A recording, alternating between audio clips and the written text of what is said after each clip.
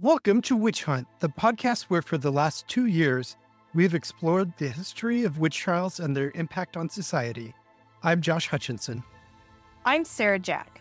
The first full episode of this podcast premiered October 6, 2022, with a look at the history of the Connecticut witch trials. Since that premiere, we have done more than 100 episodes on the history of witch trials around the world and how witch hunting has continued in the 21st century. From our beginnings in New England, today we are venturing to the southern U.S. to uncover a fascinating chapter in colonial American history. We're digging into the story of Grace Sherwood, known as the Witch of Pungo, who faced accusations of witchcraft in early 18th century Virginia. Taking place 13 years after the end of the Salem witch trials, this is a tale that challenges much of what we think we know about witch trials in America, from the legal proceedings to the long-lasting cultural impact. To help us unravel this intriguing story, we're joined by historian Scott O. Moore, who has extensively researched Grace Sherwood's case and its significance in Virginia's history and written this book, The Witch of Pungo, available now from your local booksellers. Or bookshop.org/witchhunts. Scott's insights will take us on a journey from colonial courtrooms to modern-day memorials, showing how one woman's story has shaped a community's identity for centuries. We'll explore the economic and social factors behind witchcraft accusations, the practice of ducking people accused of witchcraft, and how historical memory can sometimes diverge from historical fact. Here's our conversation with Scott O. Moore. Welcome to Witch Hunt, Scott Moore. It's great to have you today. Can you tell us about your work and interests? Sure. I'll start with the big picture, and then I'll narrow down to what brought me here today. If you were to look at the broader scope of my work as a historian, I am more interested in what you could call historical memory more than history itself. In other words, how do communities remember their past? How does that remembrance of their past shape the way they think about themselves, they think about other people, the way they think about the world around them? And having grown up in Virginia Beach, Virginia, where the story takes place, I was obviously very exposed to all of the legacy of Grace Sherwood, the so-called Witch of Pungo. And you can't be a historian thinking about other people's history and not have it bleed into your own life. And as I looked around, I was thinking it would be a really interesting project to explore the impact of this singular witch trial and this singular accused witch on Virginia history. In order to tell that story, I also then had to, of course, explore the actual history. And so if you were to look at the book, what it essentially does is break the story into 3 pieces. The first part is the actual history of what we can prove happened. But then also I look at the way legends and stories have been told about this trial and this accused witch, Grace Sherwood.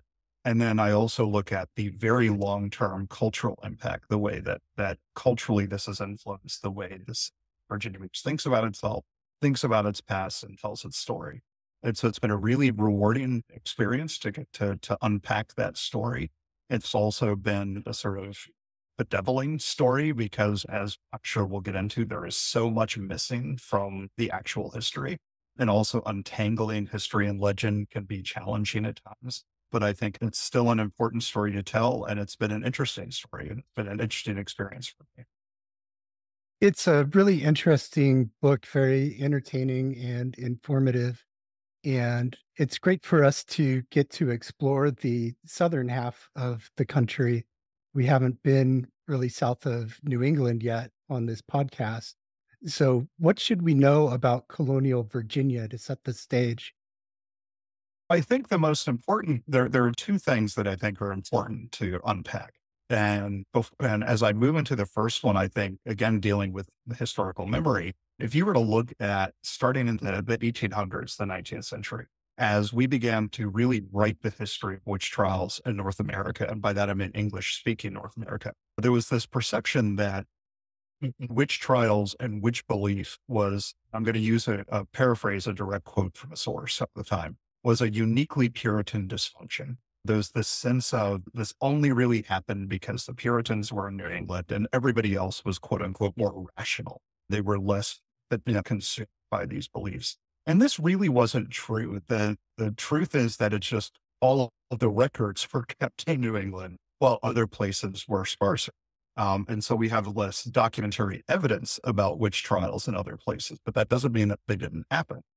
But I do think, but this basically gets to is that everybody that was part of the English-speaking North American world shared approximately the same beliefs in witches and witchcraft and magic.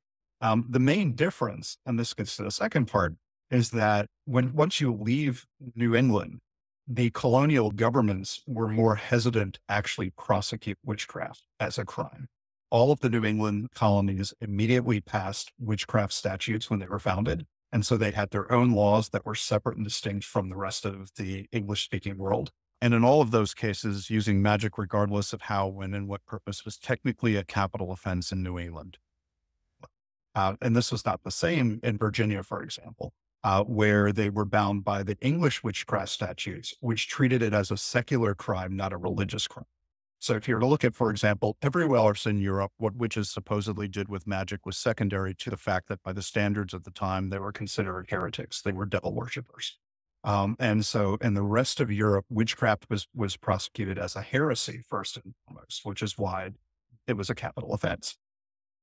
In the case of England, it was always a secular crime. And so it was prosecuted depending on what witches supposedly did with their magic. And this creates a really bizarre world. And I know for your listeners, this will seem strange, where you could actually be convicted of misdemeanor witchcraft or felony witchcraft, depending what you did with it. If you were a fortune teller, or if you made love potions, or if you cursed someone's crops, that was less punished or punished by a lesser sentence in England than, let's say, being accused of causing a miscarriage or killing someone.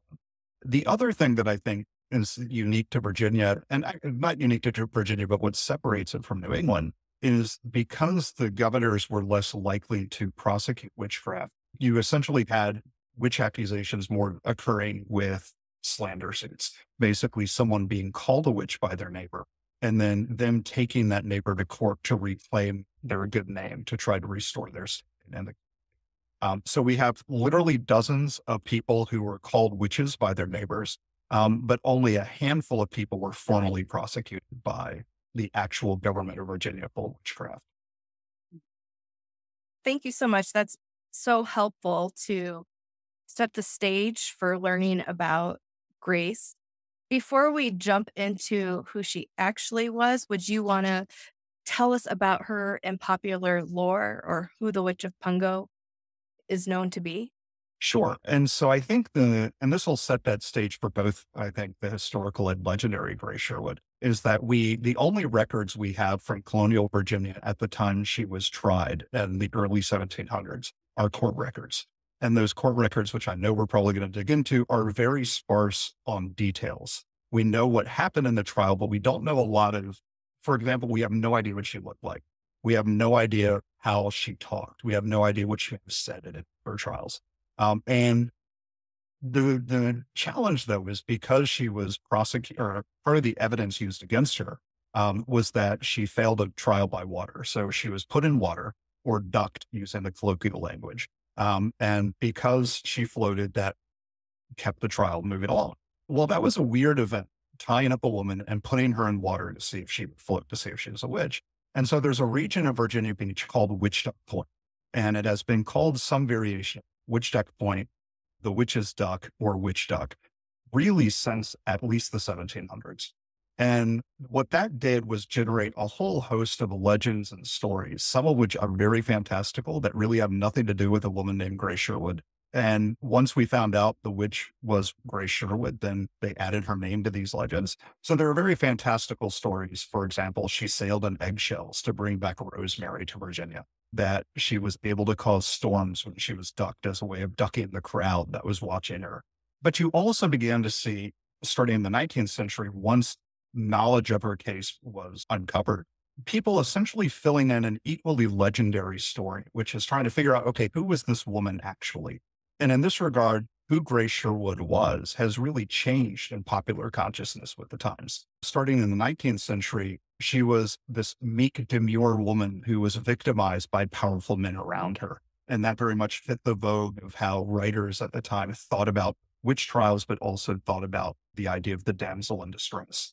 By the time you get to the 1950s, local legend tellers began to make her a little more spirited. So there's a very famous woman named Louisa Venable Kyle who wrote a children's book called The Witch of Pungo, and it contains a little story about Grace Sherwood.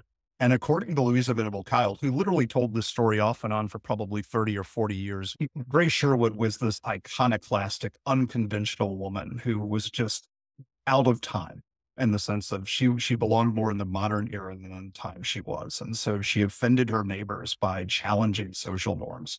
And by the 1970s, rumor was that she would wear pants because she found them more comfortable and essentially better to work in the fields. But this scandalized her neighbors because they were more form-fitting. And longstanding legend also argued that she was breathtakingly beautiful. And so there was this assumption that she was the seductress going around the southeastern part of then Princess Anne County. This sort of image has stuck, but more recently, I'd say in the last 20 years or so, there also began to be this image of her as a midwife or healer. And so she was a woman who was good with herbs, a person who tried to take care of her community and was in tune with nature. And this is why she ran afoul of those in her community. And this is a very modern phenomenon, yet it's also the one almost all of your readers are going to encounter if they immediately Google Grace Sherwood. Everything that pops up is going to say she was persecuted as a midwife or healer. And yet this image is actually less than 25 years old. And there really is no evidence of any of those perceptions. And in fact, I think it's interesting if you look, by the time you get to around 2000, if you were to go to public consciousness or popular consciousness of what made women vulnerable accused of witchcraft, by 2000, you did have this image of essentially New Age women who were ahead of their time. And in this sense, the stories of Grace Sherwood almost went national. They essentially began adopting broader characteristics that were ascribed generically witches in general. But that's the legendary Grace Sherwood. And then I'm sure you'll have questions about the woman we actually can figure out based on records. First, I want to say that having a witch be beautiful strikes me as a little unusual. That's not the stereotype that is in my head. Oh, yeah. It's really, I think, one of the more unique pieces of the puzzle, because if you look at all of the legends I just went through, a lot of them have antecedents in other witch tales from other places. You even have witches sailing in eggshells in other traditions. And the fact that she was beautiful is, I think, an interesting, very local spin. And it's also, I think, interestingly, one of the oldest pieces of legend about her. We have records going back to the early 20th century, late 19th century that described her as shockingly beautiful. But one of the early sources even said that it disturbed the serenity of her community, how beautiful she was. And that is sort of stuck. But you're right, it runs very much against the grain of what we normally assume witches to be. And who was the actual Grace Sherwood? Right. So from what we can tell, and again, we're basing our knowledge on very scant surviving evidence. And I want to apologize for the fact you're going to hear a lot of from what we can tell, or you could assume. And I know even just telling the story when I give talks and speak with people, I know one of the things that often people are frustrated by is they want more meat. They want more truth. And the problem is there's not a lot that we can find, but we do know based on court records, land deeds, and things like that, that Grace Sherwood was the daughter of a relatively successful mid-tier planter. Her father owned 195 acres of land, which was by no means extravagant, but it made him comfortable. It made him respectable. More importantly, he was also a carpenter, which was a very rare skill in Virginia by the middle of the 1600s. There really wasn't a strong manufacturing sector in Virginia early on. And by all accounts, based on where he shows up in people's wills, the way that he interacted with the community, he was very well respected. I mean, no slander to Grace Sherwood's husband, James, but if you judge their marriage purely on socioeconomic conditions, her husband, James Sherwood, was a less prosperous person than her father. He couldn't read. He didn't have a trade. He didn't own land. And what that meant is when they got married and her father died literally a year later, the only thing they had to root them in the community is what her father provided her. And what we can tell is that their economic condition began to deteriorate. We know, for example, James Sherwood, Grace's husband, was sued several times for not paying back debts. They were forced to sell off land to some neighbors. These things aren't exceptional, but what is unique is that he is never lending money to anyone and he is never buying land. In other words, we only ever see him interacting with the court in a vulnerable economic position. And we do know, if you were to compare the broad history of witch trials in both Europe and North America, we do know that people who experience declining economic fortunes are more likely to be targeted as witches by their community. And there's lots of reasons, if y'all want to get into them, can do that. Around the time her husband starts, she also ends up in court with her husband suing to defend her reputation. In 1698, she is involved in three lawsuits related to slander. The first, we don't know exactly what the slander was. It just says she's suing a neighbor, Richard Capps, for an active defamation. Two other cases that occur later that year are explicitly related to witchcraft. She and her husband sue two sets of neighbors, John and Jane Gisborne and Anthony and Elizabeth Barnes, both of whom had apparently told neighbors that she was a witch. These are really the only allegations where we have specific sort of tantalizing details about what people thought Grace Sherwood could do with magic. For example, they sued John and Jane Gisborne because they were contesting an allegation that Grace Sherwood had cursed and bewitched their cotton and their pigs. So basically, they were telling neighbors that she had killed some cotton crops and that she had killed some of their pigs. The Elizabeth Barnes allegation is always a little more exciting because she was apparently telling people that Grace Sherwood came to her at night, rode her like a horse, and then turned into a cat and disappeared out the door. Your listeners are listening regularly, they'll know these are actually really generic allegations of witchcraft. They are very much out of the stock of what Europeans believed that witches would do to people they were tormenting. So there's nothing exceptional in and of those allegations. It's notable that Grace Sherwood, even though they brought 9 witnesses to allege they had heard this slander, the Sherwoods lost both cases, and the jury found for the defendants, which tells me, first off, slander usually had to be very egregious for a jury to actually award somebody damages.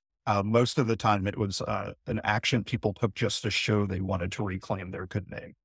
But I think it's notable that the jury discounted 9 witnesses. And what that tells me is either they didn't think the slander damaged her reputation that much because her reputation was already so bad, or that really there was nothing to gain for her for them doing this. I'm not sure if it was widespread thought that she was a witch. There seems to be evidence.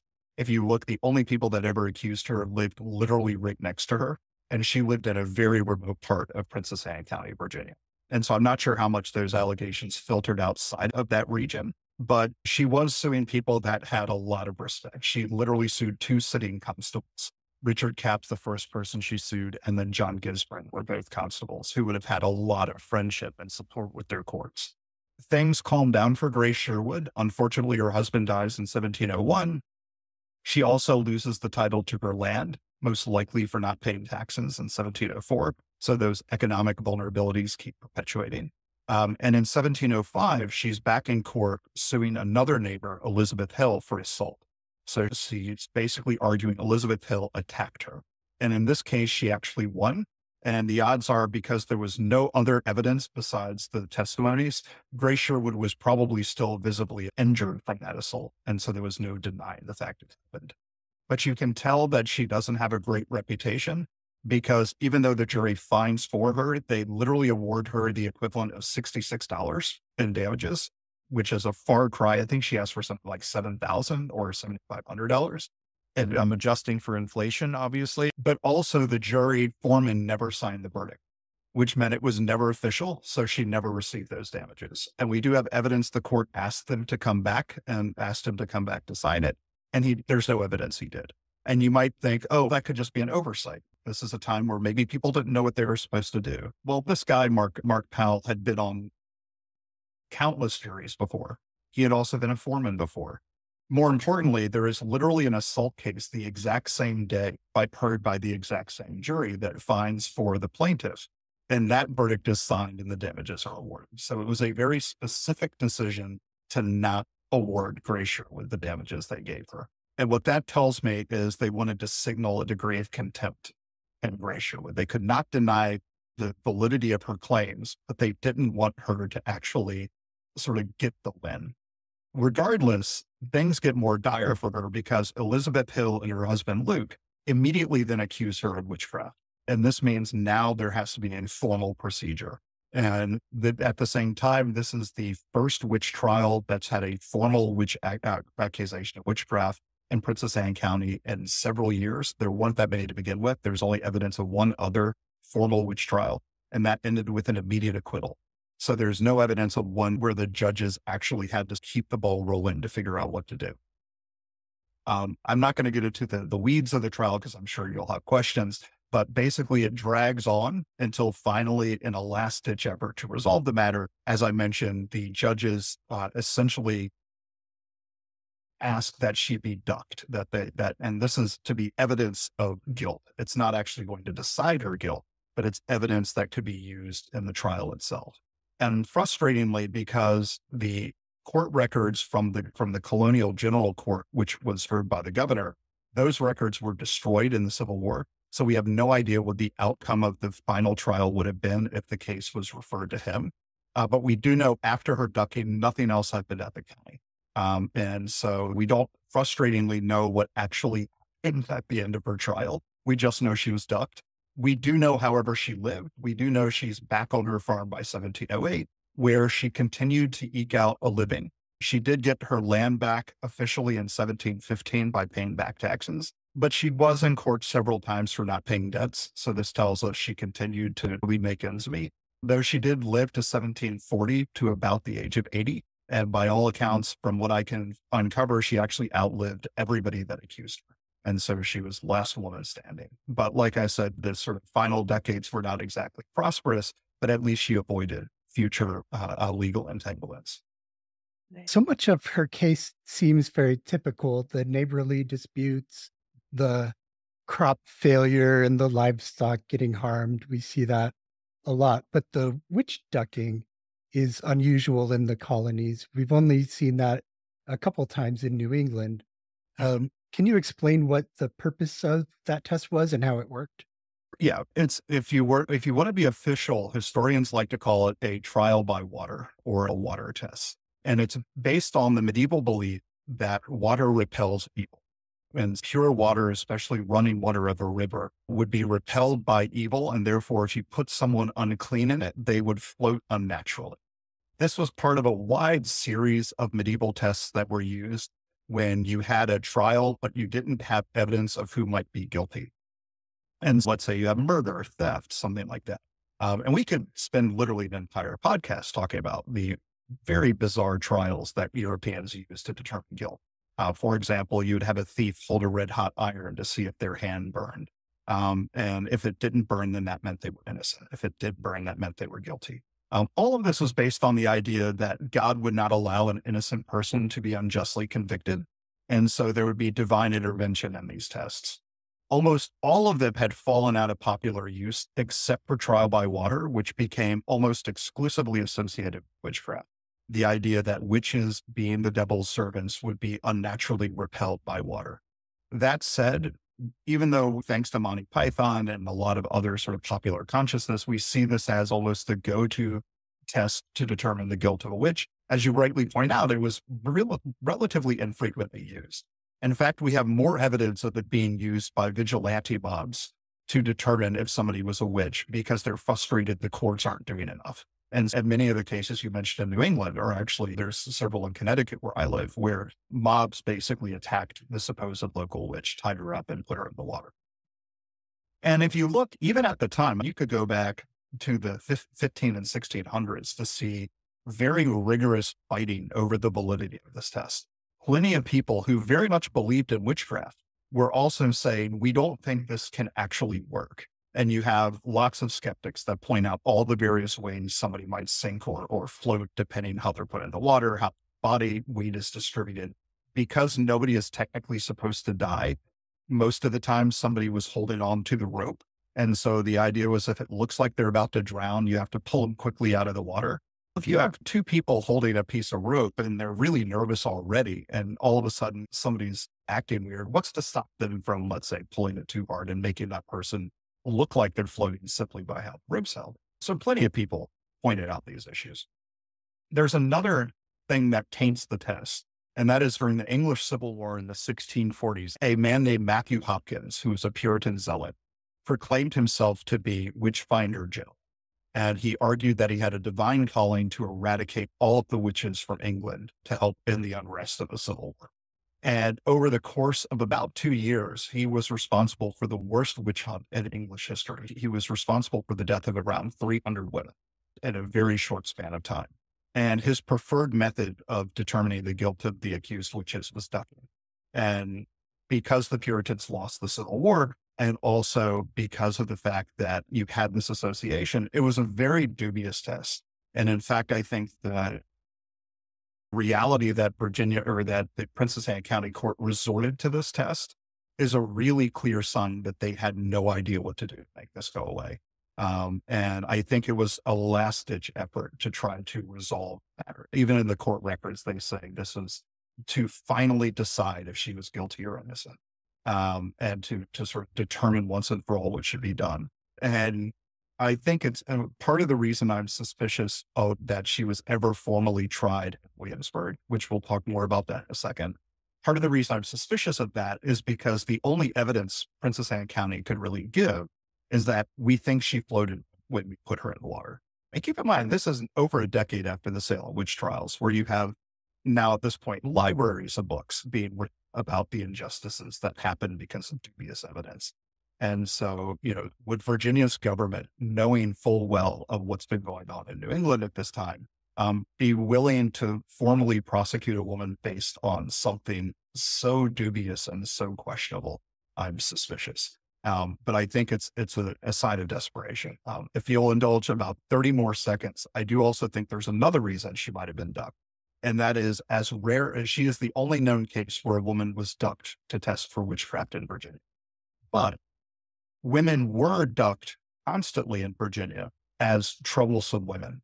Because of the way colonial laws were determined, a husband had to represent his wife in court. So a woman had no right to petition the court on her own behalf. So that meant if you were a husband and your wife you were on the hook for whatever she was fined.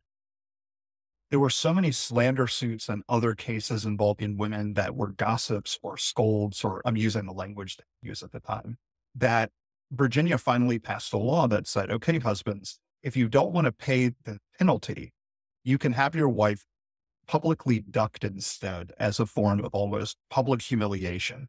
And if she is publicly humiliated and then also promises to never be bad again, that will be sufficient to wipe out whatever the result of the trial would be.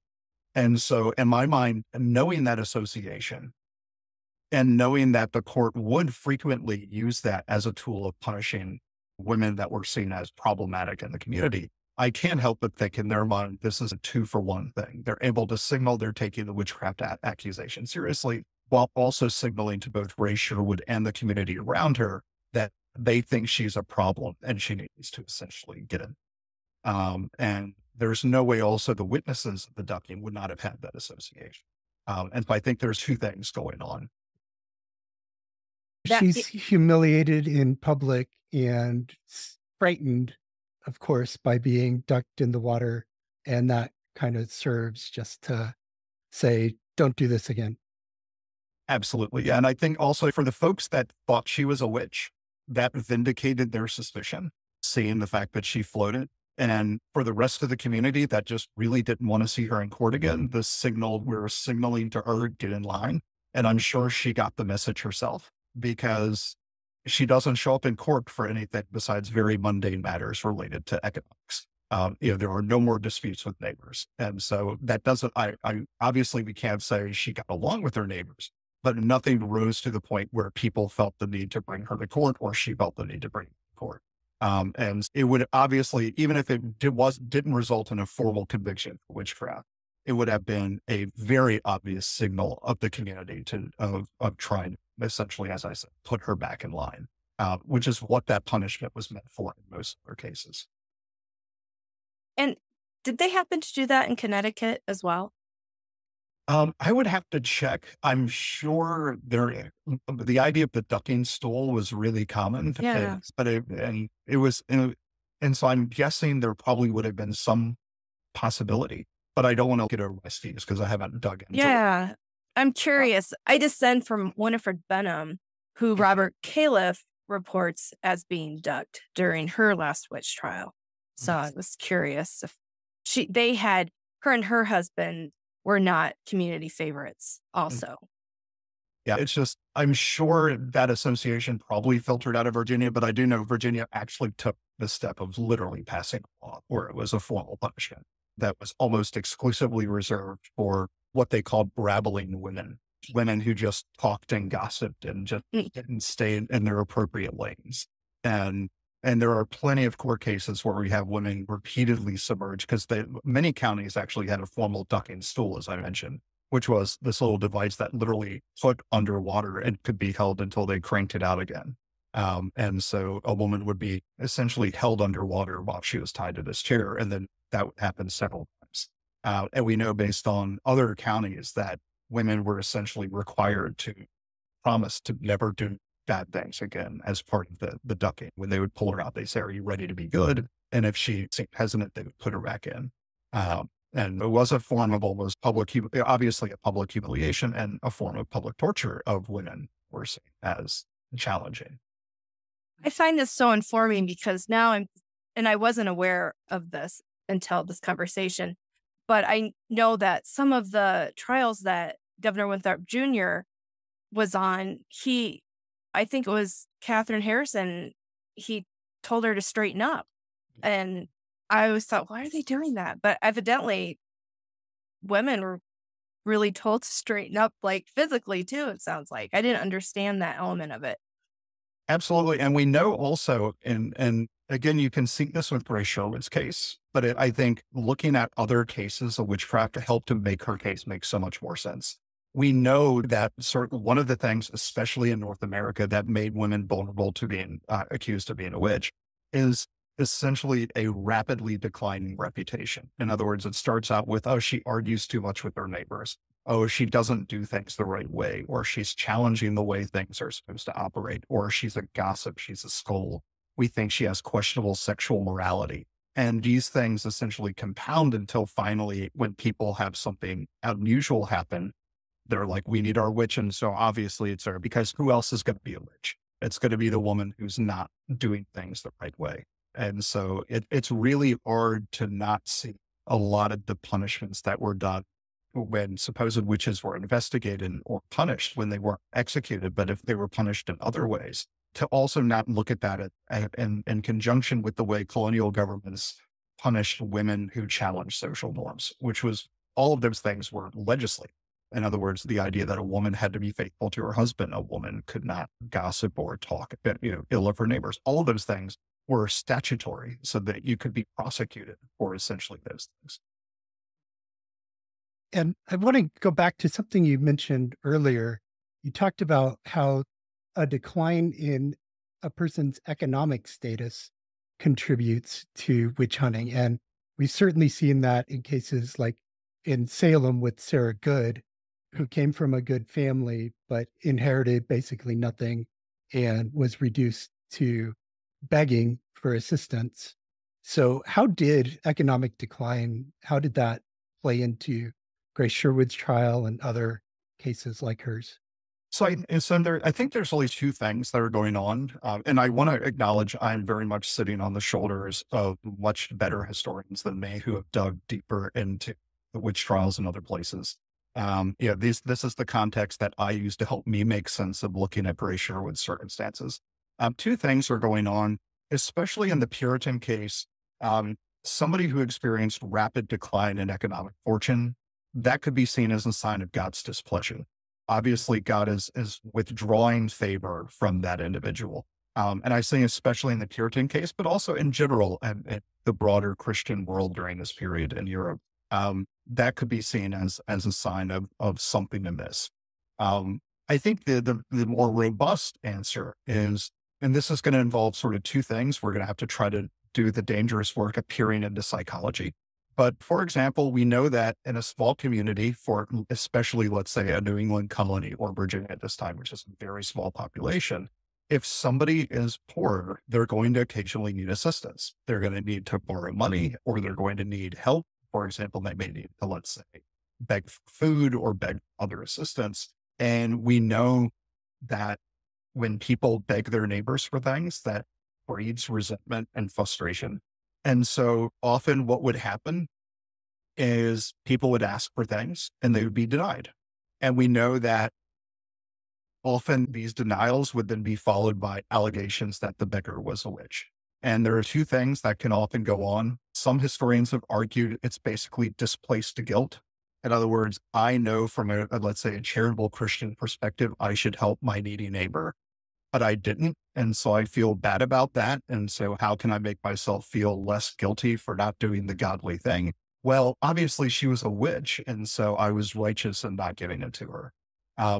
Also, you tended to see, and this is again, almost a guilt by association, circumstances where somebody denies a neighbor assistance and then something bad happens to them afterward. And so again, in your mind, wait, is God punishing me for not being charitable? Well, I don't like that. And so what if I'm being attacked by the witch because I didn't help her? And to basically blame the misfortune on being bewitched as opposed to, let's say, divine lack of favor. My favorite example of this phenomenon, because it almost lines up too well, there was a woman in the 1600s named Elizabeth Goodman who was in New Haven in Connecticut.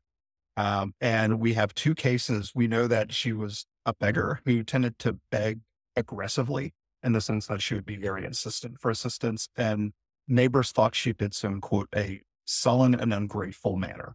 And we know on one case, she asked a neighbor for buttermilk because she needed buttermilk.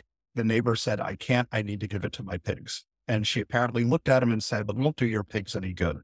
And then the pigs started dying one after another soon after.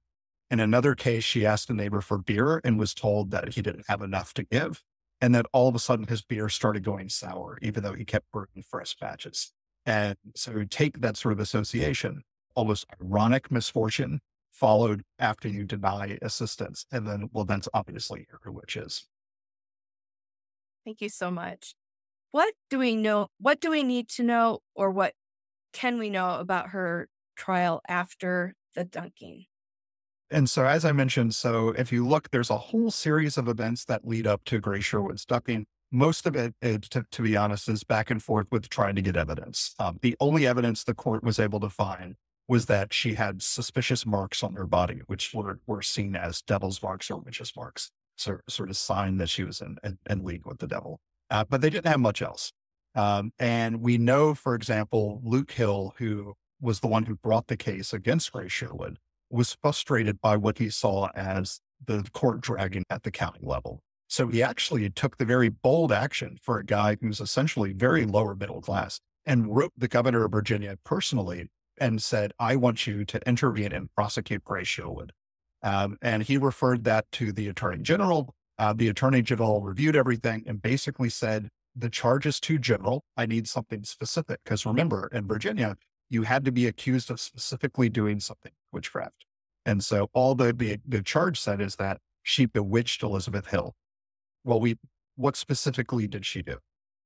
He argued that had to be there. He also said, we need more evidence. I can't prosecute based on this evidence. And so essentially what he's saying is, so Virginia had a two-tier court system. The county court tried all misdemeanors and the general court in Williamsburg tried all felonies. And so also what he's basically saying is, if this is a misdemeanor, I don't have the authority to try it. I can only try this if this is a felony. And so give me evidence, give me a charge, and we'll see what happens. And so now the county court has to do something and they have trouble getting more evidence. So they arrive at ducking. We do know that according to the records, after she's ducked, the argument was she floated contrary to nature. And so they argued this was not enough to secure immediate release. So they remanded her to the county jail to await future trial. And that's the exact phrase, to await future trial. This was not a conviction. And I keep harping on this for any of your listeners that don't know why I'm harping on this, because one of the things that constantly pops up in the collective memory of her trial is that she is the only convicted witch in Virginia's history. We have no evidence that she was actually convicted. We only know that she was ducked.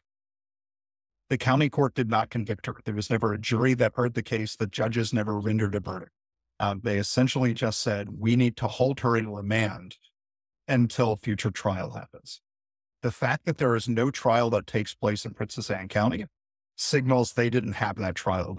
And so what is likely the case is they wanted the general court heard by the governor to be the final say as to what happens. That they didn't want that hot potato in the decision made. So they wanted them to make the final call. As I said, those records were burned, so we have no idea what would have happened. But there are several, and the phrase I use is there are several dogs that aren't barking. Even if we don't have their records, there are other ways the general court's actions show up in other places. And I'm going to give you some of them. The governor of Virginia was one of the most well-connected men at the time in the English-speaking world. He was personally appointed by the king. And I say governor, he was actually lieutenant. But what that means is he was very well connected with England. He was very well connected to other merchants and other governors in North America. So was his governor's council. So were the merchants that came in and out of Williamsburg. Even though nobody would have looked through their records to find evidence of Grace Sherwood, other historians have looked through all sorts of stuff that those men have written to tell the story of England's colonial empire. And I have a hard time believing something so weird wouldn't have shown up in a letter somewhere where even if it's just an offhanded, so we had a witch trial today, or there was this strange case where a woman was ducked in Princess Anne County. There's nothing. It's complete silence. The other thing is, if we think back, the attorney general said, I need a specific charge and I need evidence. Well, they hadn't clarified the charge at all. And the only new evidence was very dubious. And so would he have found that robust enough to pull ahead for a trial when he was skeptical before? Added to this, because of the way those trials took place, when a county court sent someone to be prosecuted, they had to provide 6 jurors. So they had to provide half of the jury, and they also had to provide all of the witnesses.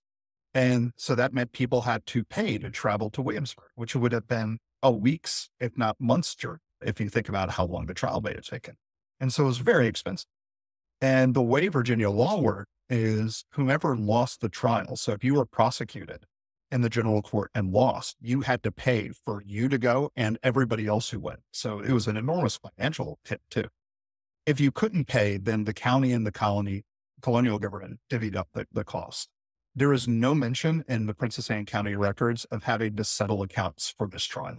And even if it had been heard in Williamsburg, they still would have had to pay for their end or had to secure jurors, or they would have had to order somebody to pay. There is nothing related to that. And we know from other counties and other county court records, you see all the time where you have these mentions of so-and-so is returned from Williamsburg, or we have to send this money because so-and-so had to travel to Williamsburg. And all of that's missing. My personal suspicion is that it was referred to the general court and they basically, either the attorney general dismissed it outright and refused to prosecute, or he brought it to the grand jury who found it unconvincing. And then basically she was remanded in jail until that was resolved within a few months. And as I said, we know for certain she was back on her block by 1708. And there is never any mention of her being punished. And if you want to think of the range of how people were punished for witchcraft, technically, if it was a felony, that was death. Technically, according to English law, if it was a misdemeanor, you were imprisoned for a year or you could face corporal punishment. The only known person we know of with certainty that was convicted by a court in Virginia for witchcraft was a man named William Harding, who was convicted by a county court in Northumberland, and he was whipped and banished. So it was an immediate punishment. And those were clearly stated in the county court records. And we have no mention of her ever having any punishment. There's never mention in any of the subsequent court cases related to debts that she had been previously convicted. And it seems like the men who were charged with investigating the case didn't want to proceed with punishment because maybe they were skeptical of the evidence, which seems a shift in attitudes, certainly in the 14 years since Salem. So this seems to be occurring at a turning point in how these cases were dealt with. Uh, Yeah, I would say absolutely. I think the two things are going on. So first off, I know from digging through the county court records, merchants from Salem traded in Princess Anne County. And so even if normal people living on remote farms didn't know what happened, the justices probably did. And also, as I know from all of the work I've done, literally within years of the Salem witch trials, so not decades, years, months, people were writing about it and essentially critiquing it. And so that had to be on the minds of the county justices and especially the colonial general court. This idea of, are we going to prosecute somebody based on such tangential evidence? And the county court really just wanted this all to go. First off, they drag their feet. Most of the time, these things are resolved within 1 or 2 court days. These things, you don't have multi-month trials really during this period once they're ready to get the ball rolling. And also, we know you can tell they wanted to go away because they make the very controversial decision early on. So within the first hearing or two, to basically say to Luke Hill, the accuser, all right, you want us to dig into this? Fine, we'll keep digging, but you're paying for everything. So we're not waiting for who loses to pay. You're on the hook for all of the costs related to this trial. And he was not a rich man. He was the same class as Gray Sherwood. And this was obviously the county court basically saying, fix this yourself and leave us out of it. And yet he looks to them and says, fine, I will be happy to keep paying and get the ball rolling. And so they're forced to have to keep it on. When it comes to, I think, the comparison, and I don't think I mentioned this when I talked about the difference in, let's say, New England and the rest of the colonies. If you were to look, again, I'm relying on other historians, the biggest determination of when a court is willing to actually prosecute suspected witches, when they're really going to go for it, is the belief in what we would call diabolism. The being convinced the devil is active in your community and is using human agents like witches to try to destroy the godliness of your community. We know that in order for witch trials to take place, formal witch trials where you're going to prosecute and punish women for being witches, that you have to have that belief.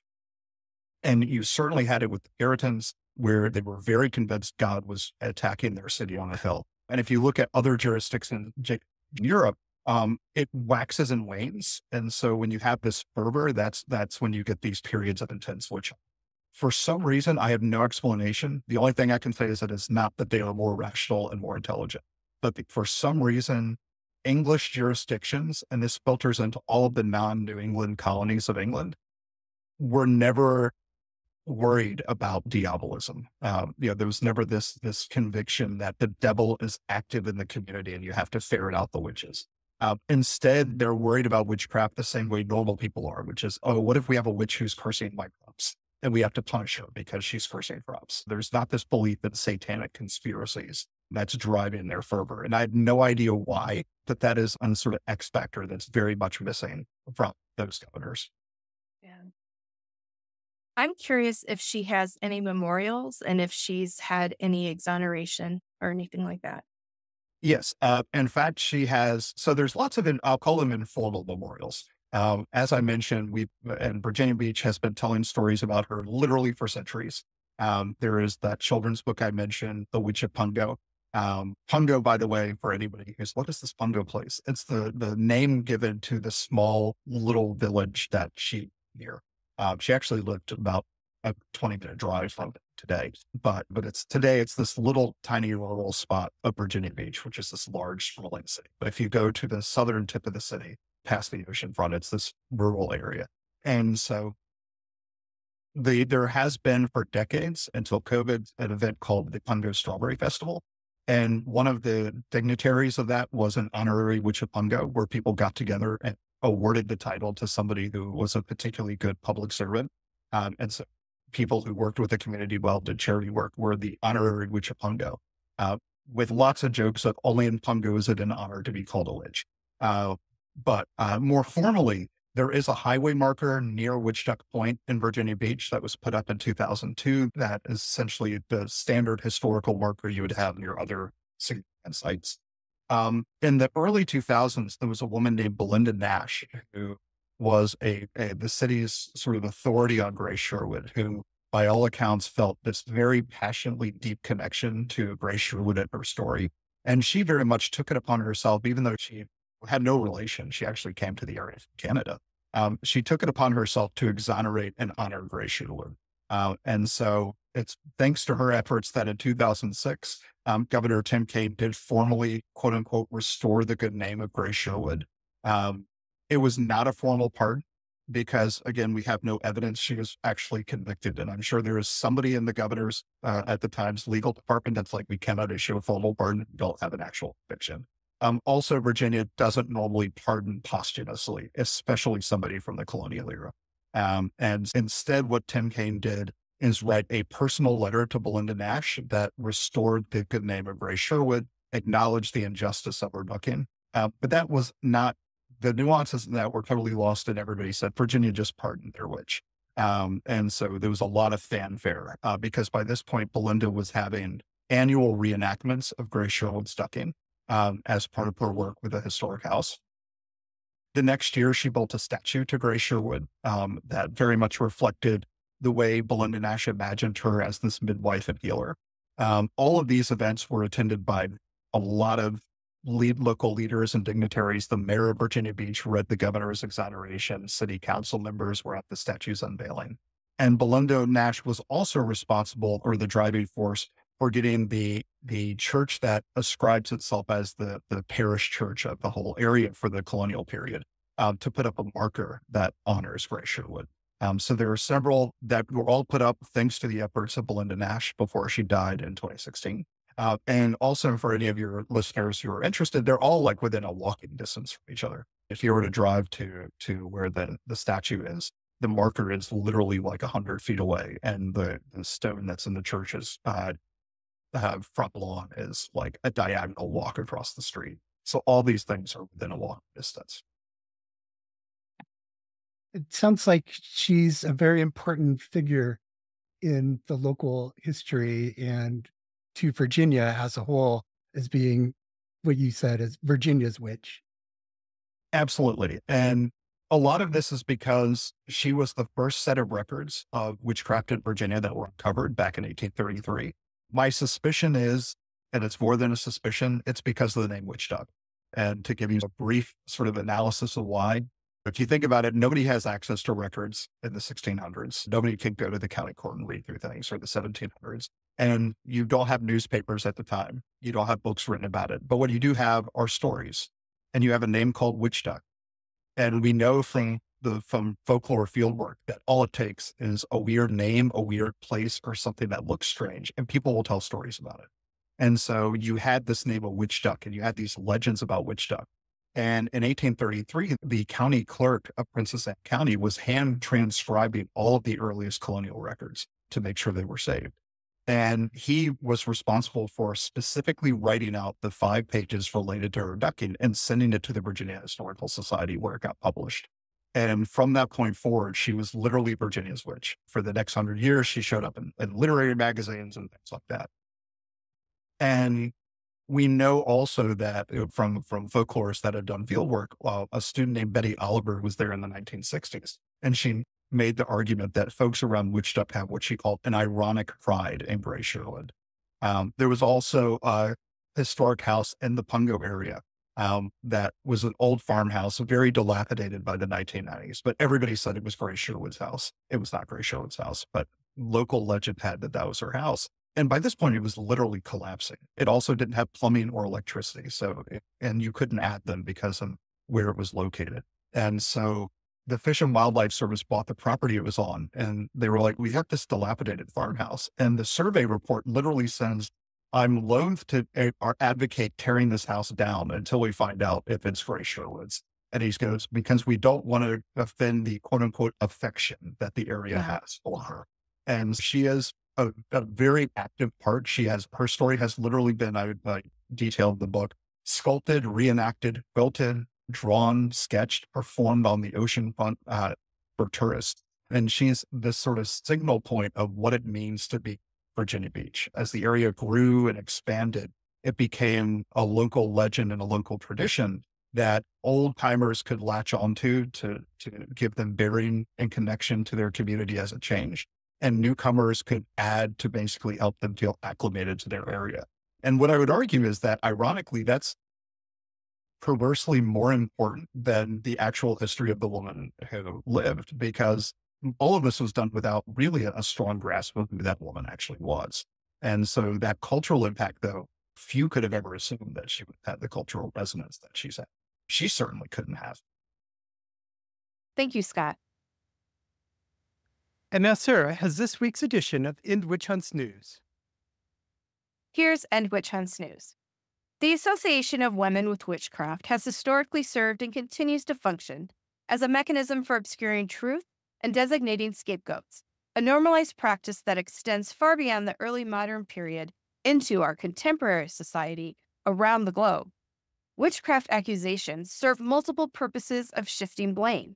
Not only is it used as an explanation for unexplained misfortune and perceived evil, but also as a socially acceptable veil for crimes perpetrated against women, crimes that warrant thorough investigation. A case in point from the United States is a popular true crime case that's currently getting highlighted by podcasts and documentaries. Occurring nearly 5 decades ago, in the 1970s, it illustrates the ongoing nature of this issue.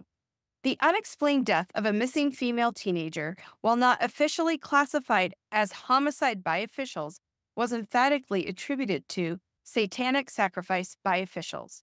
It is being reported that there, in fact, was no evidence linked to the occult. This unacceptable narrative has significantly contributed to the case remaining unsolved. At the time of the death, men in multiple positions of power made satanic accusation claims to the public, using the media to spin the web of deception. The intent of this deception is unknown, and her cause of death has remained unknown. The use of witchcraft accusations as a means to adjudicate any victim's right to justice, humanity, and dignity will persist as an accepted societal construct until collective action is taken to eliminate this practice. We call upon you and all members of society, institutions of justice, and governing bodies to recognize the ongoing harm caused by witch hunt mentality. Properly investigate crimes against women without resorting to supernatural assumptions or excuses. Implement policies and practices that protect women from baseless accusations and ensure their access to justice. We stand firm in our commitment to ending witch hunts in all their forms and establishing a society where every individual's humanity and right to justice are respected and protected. We thank you for joining us today and look forward to next week. Thank you, Sarah. You're welcome. And thank you for joining us for this episode of Witch Hunt. Join us every week. Have a great today and a beautiful tomorrow.